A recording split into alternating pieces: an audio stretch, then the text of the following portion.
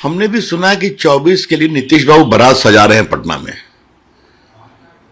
बारात में दूल्हा भी होता है ना, तो इस 24 की बारात का पटना का दूल्हा कौन है?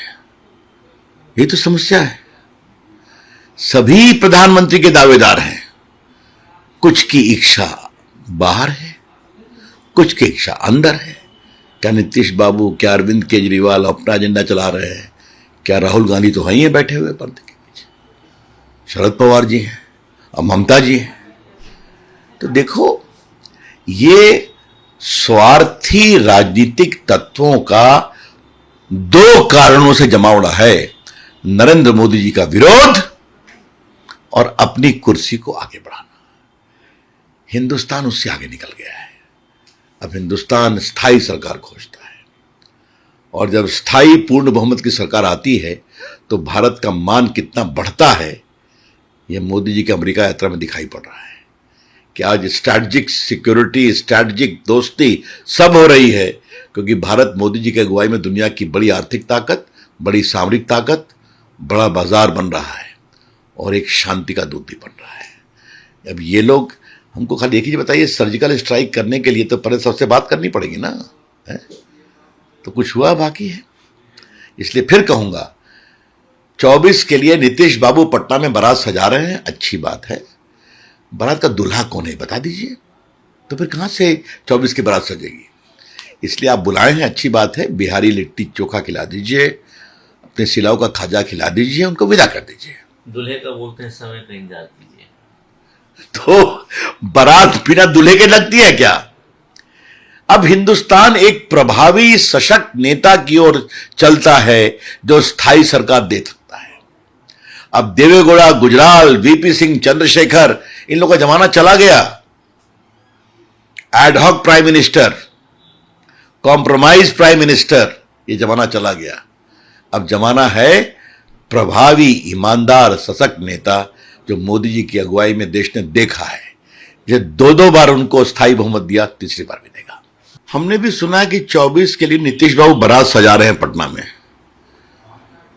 बारात में दूल्हा भी होता है ना, तो इस 24 की बारात का पटना का दूल्हा कौन है? ये तो समस्या है। सभी प्रधानमंत्री के दावेदार हैं, कुछ की इच्छा बाहर है, कुछ की इच्छा अंदर है। क्या नीतीश बाबू, क्या अरविंद केजरीवाल अपना एजेंडा चला रहे हैं? क्या राहुल गांधी तो वहीं है बैठे हुए पर्दे के पीछे, शरद पवार जी हैं और ममता जी हैं। तो देखो, ये स्वार्थी राजनीतिक तत्वों का दो कारणों से जमावड़ा है: नरेंद्र मोदी जी का विरोध और अपनी कुर्सी को आगे बढ़ाना। हिंदुस्तान उससे आगे निकल गया है।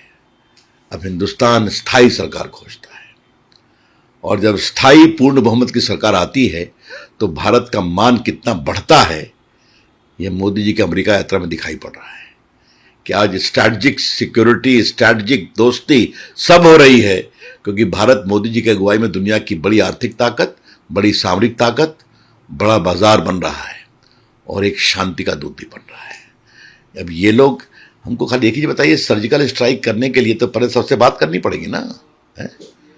तो कुछ हुआ बाकी है। इसलिए फिर कहूंगा, 24 के लिए नीतीश बाबू पटना में बारात सजा रहे हैं, अच्छी बात है। बारात का दूल्हा कौन है बता दीजिए, तो फिर कहां से 24 की बारात सजेगी? इसलिए आप बुलाए हैं, अच्छी बात है। बिहारी लिट्टी चोखा खिला दीजिए, अपने सिलाव का खाजा खिला दीजिए, उनको विदा कर दीजिए। दूल्हे का बोलते हैं समय का इंतजार कीजिए। तो बारात बिना दूल्हे के लगती है क्या?